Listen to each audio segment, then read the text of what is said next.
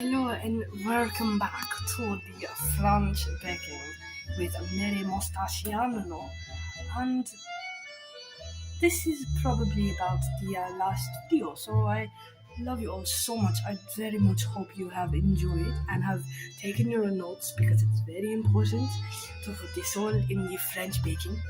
The next part we're going to do is I'm going to bring you over here to the sink. Now we have to have a cake tray if we want to be making a chocolate cake, of course. What we need to do with the cake tray is make sure that the chocolate cake does not stick to the chocolate to the tray. It's very, very important. It's just like how, when you shit in the toilet in the morning and the shit stays on the toilet, you've got to make sure that it's a good trick is to put some toilet paper at the bottom of the toilet before you do the shit, so then the shit does not go on the sides of the toilet, so then you have to scrub, spending effort scrubbing the shit off the toilet. It's just like the cake.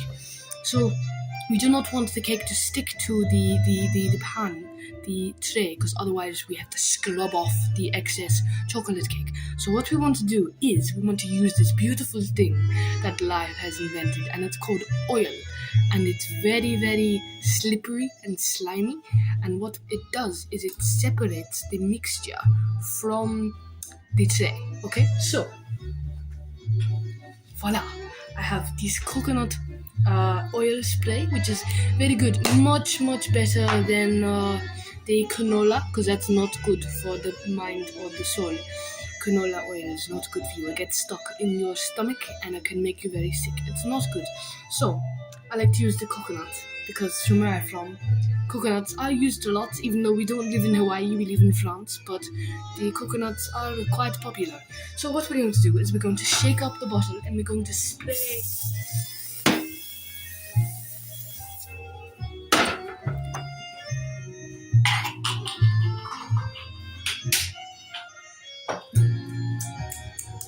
Okay, so I forgot to mention, when you spray the coconut oil into the pan, you must stay a few meters away from the coconut oil, because then it goes up your nose and it goes into your lungs and it makes you stop breathing. So yes, you must be very, very careful with that. Anyway, once we have sprayed the tray, we now get the mixture, which is over here.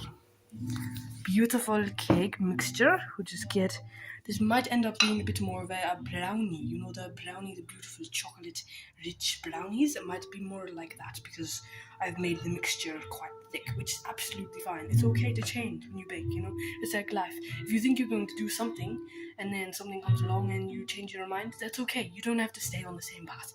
Just do whatever comes, and honestly, it's the closest to freedom you'll ever feel, is you just go where life takes you. Do what you want to do, and then if it changes, it's okay, right? Okay, so what we're going to do is we're going to change this into a brownie. We're now making a chocolate French brownie rather than a chocolate cake.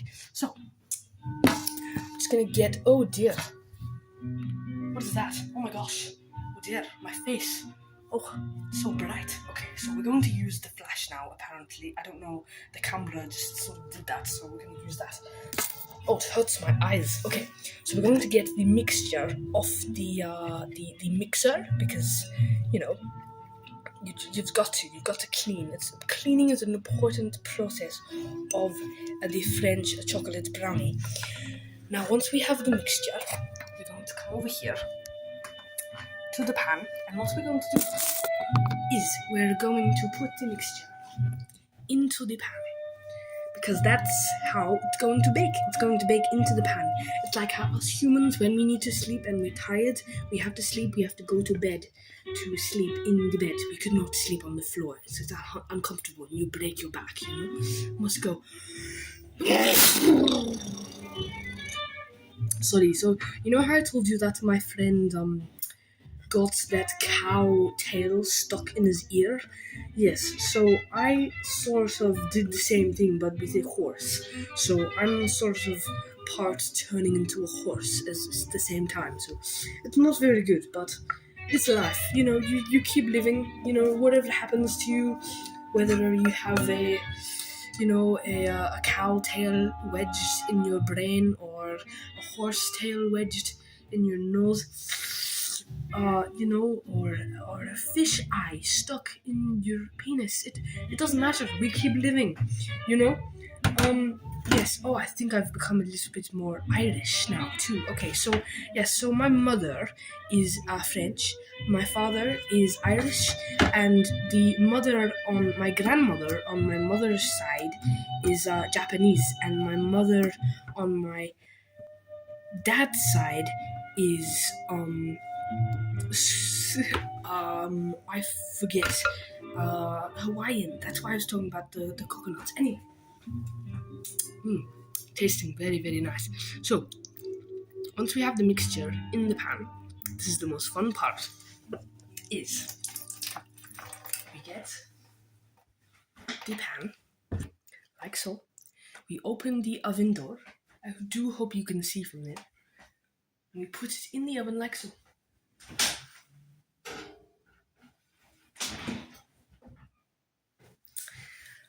What we do now is we check the time. What the time is here is 12:56.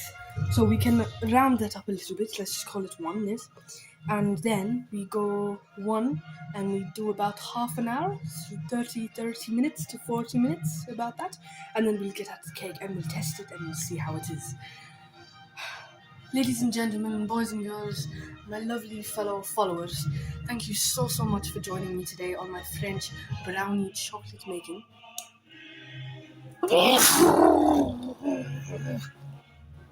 It's been such a pleasure to have you to join me here.